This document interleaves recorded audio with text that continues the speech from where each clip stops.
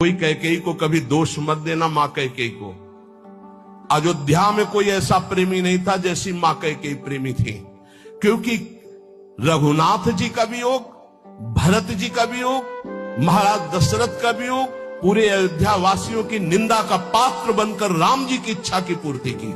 ये माता कैकेयी है, दूसरे में इतनी सामर्थ्य नहीं थी। माता कैकेयी जितना राम जी को प्यार करती थी, शायद है उतना कोई अवध में प्यार करता हो।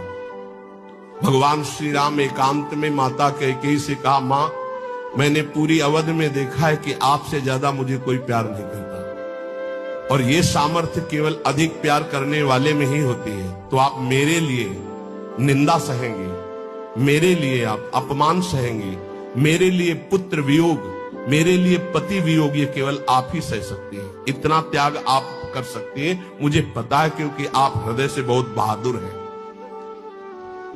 देवासुर संग्राम में साथ गई थी कैकेयी जी महाराज चक्रवर्ती सम्राट दशरथ के।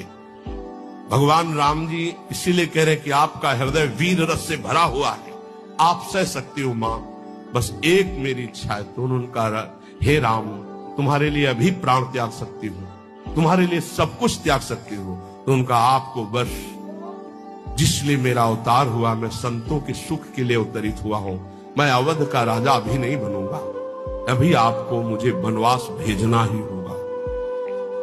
मां कैकेयी ने एकांतिक भगवान की आज्ञा का पालन किया, ये ध्यान रखना। कैकेयी जी का हृदय बहुत रघुनाथ जी के प्रेम में डूबा, ये कोई नहीं जानता।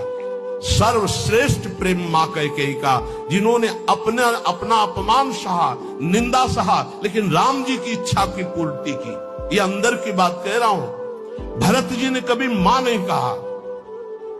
जब राम जी वापस अयोध्या आए तो उन्होंने कहा, बेटा तुम्हारी पूरी बात मानी थी, पर मैं एक बात नहीं सह सकती। अपने पति का वियोग सह गई, लेकिन मेरे भरत ने आज तक मां नहीं कहा। बेटा अब मेरी इच्छा एक बार मां कहला दो।